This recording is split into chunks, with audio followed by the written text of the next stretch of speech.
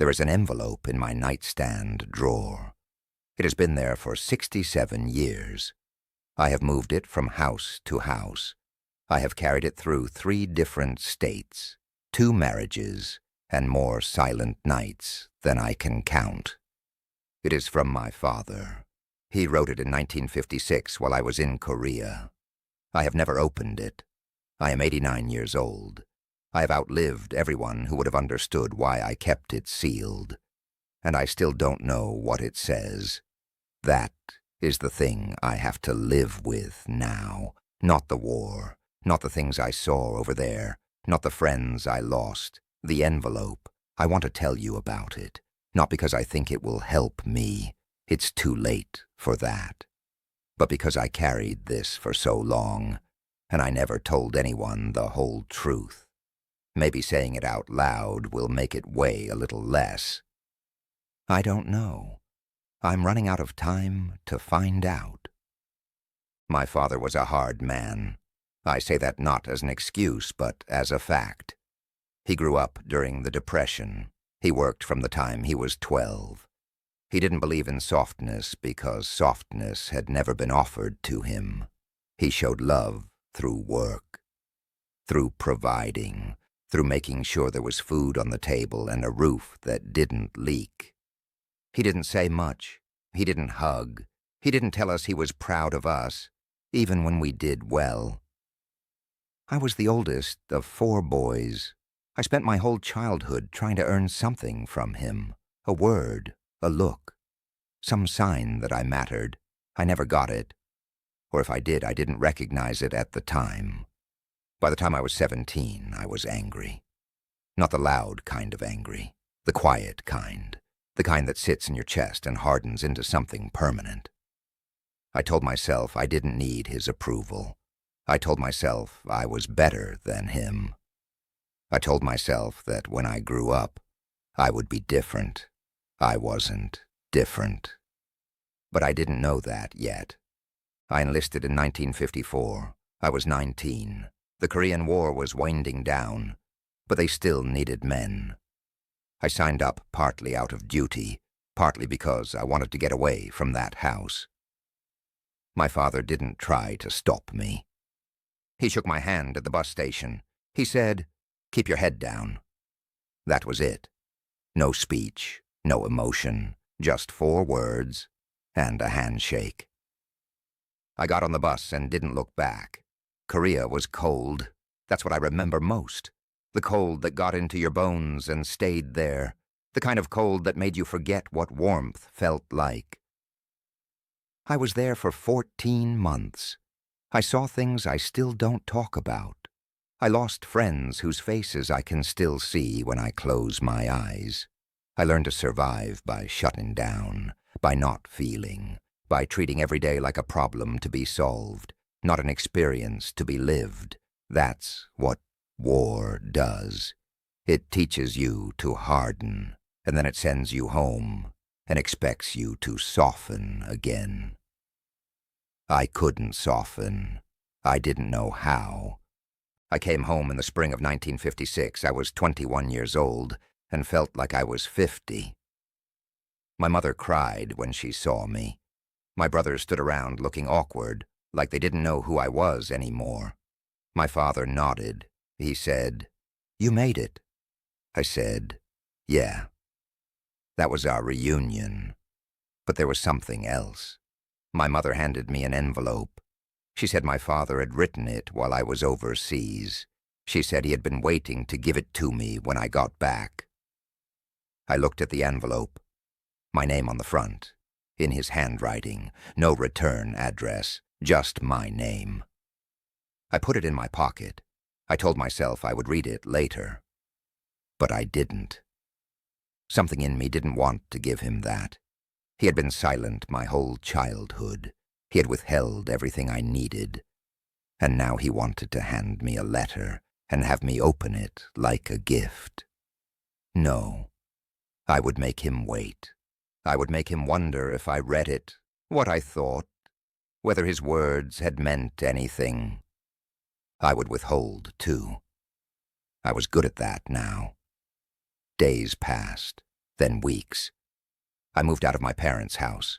I got a job at a factory 2 towns over. I rented a room and started building a life that didn't include them. The letter stayed in my drawer, unopened. Sometimes I would take it out and look at it. I would hold it up to the light, trying to see through the envelope. I never could. I told myself I would open it eventually, when I was ready, when he had earned it somehow. I didn't know what that meant. I didn't know what he could do to earn it. But I held on to my anger like it was the only thing that was truly mine. A year passed, then 2. I got married, had a son, moved to a bigger apartment, started climbing at work. I saw my parents on holidays.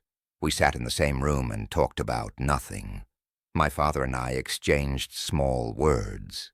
Weather, work, the boy. We never talked about the letter. He never asked if I had read it.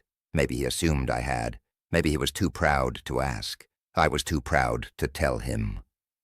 The silence between us became normal. It was just how we were. 2 men who shared blood and nothing else. I thought I was winning something. I thought my coldness was a kind of strength. I thought I was teaching him a lesson about what it felt like to be ignored. I didn't understand that I was punishing myself, too. In the fall of 1961, my mother called. Her voice was strange, flat. She said my father had collapsed at work. His heart. They had taken him to the hospital, but it didn't look good. I drove 3 hours to get there. I walked into that hospital room and saw him lying in the bed, smaller than I remembered, tubes and machines, a thin blanket pulled up to his chest. His eyes were closed. He didn't wake up while I was there. He died the next morning. I was in the hallway getting coffee. My mother was holding his hand when it happened. I didn't get to say anything. I didn't get to ask anything. And the letter was still in my drawer, 200 miles away, unopened. The funeral was on a Thursday, cold and gray. People said kind things about him, hard worker, good provider, quiet man. I stood by the grave and felt nothing, not sadness, not relief, just a hollow space where something should have been. I went home that night and took the letter out of my drawer. I sat on the edge of my bed and held it for a long time. I still didn't open it. I told myself it was too late now. Whatever he had written, it didn't matter anymore. He was gone. The words were just paper and ink. But that wasn't true. I was afraid of what he might have said, afraid it would change something I didn't want to change. I put the letter back in the drawer. I closed it. I went to bed. The years kept moving. My marriage ended. My son grew up and moved away. I worked. I retired. I got older. The letter followed me everywhere. Every time I moved, I packed it. Carefully. Every time I unpacked, I put it in the drawer beside my bed. I never opened it.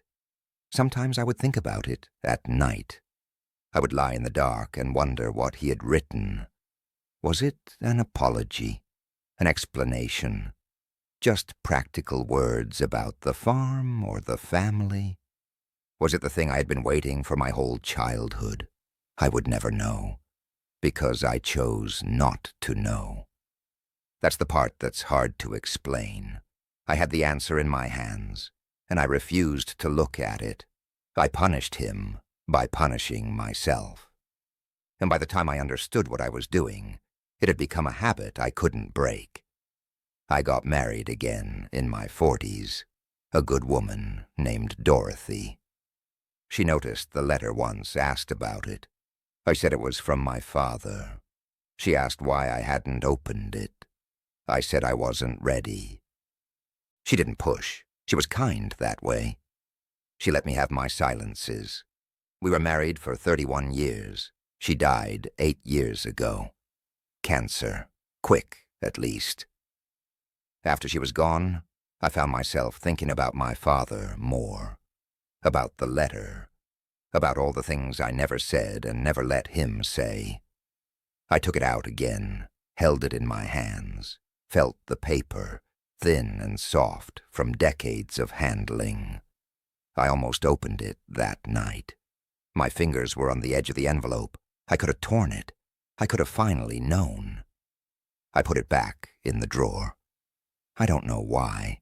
Fear, I suppose, or habit, or some stubborn part of me that still believed opening it would mean he won. Won what? I don't even know anymore. There was no game. There was no war between us. There was just a father who couldn't express love and a son who couldn't accept it. We were the same person. I see that now. I became exactly what I hated in him. Closed, guarded, unable to reach across the silence. I told myself I was strong. I told myself I didn't need anyone. I told myself that feeling things was weakness. Korea taught me that. But I was the one who kept believing it, long after I should have known better. I'm 89 now. My son calls sometimes, but we don't say much. We talk about weather, about sports, about nothing that matters. I hear myself in those conversations. I hear my father. I didn't break the cycle. I just continued it. The letter is still in my drawer. I looked at it this morning. Same envelope, same handwriting, same silence. I know I should open it. I know there's no good reason not to. He's been dead for 63 years. Whatever he wrote, it can't hurt me. And it might help. But I can't do it. Or I won't. I don't know the difference anymore. I think I've been carrying it so long that it's become part of me. Opening it would mean admitting I was wrong. Admitting I wasted decades being angry at a dead man. Admitting I could have had something and chose not to. That's harder than anything I faced in Korea. I think about what might be in there. Sometimes I imagine he apologized, said he loved me, said he was proud. Other times I imagine it's nothing, just words about the tractor or the fence or something practical. And somehow that would be worse. I'll never know. That's the truth. I've made peace with that, if you can call it peace. Some nights I dream about him. He's sitting at the kitchen table the way he used to. He looks up when I walk in. He opens his mouth to say something, and then I wake up. I've lived a long life, 89 years. I survived a war. I raised a son. I buried 2 wives. I worked. I saved. I kept going. But I also carried an unopened letter in my drawer like a weight I refused to set down. I don't know what that makes me. Strong or stubborn, proud or foolish, probably all of it. If you're listening to this, I'm not going to tell you to call your father. I'm not going to tell you to forgive or reach out or say the things that are hard to say. I don't have the right to give that kind of advice. I never did those things myself. But I'll tell you what I know. I know what it feels like to hold someone's last words in your hands and choose not to hear them. I know what it feels like to win an argument that no one else knew you were having. I know what it feels like to outlive your own anger and realize it was never worth carrying in the first place. The envelope is still in my drawer. It will probably be there when I die. Maybe someone will find it and open it for me. Maybe they'll finally know what he said, or maybe they'll throw it away without reading it. The way I threw away 67 years, I don't know which would be worse.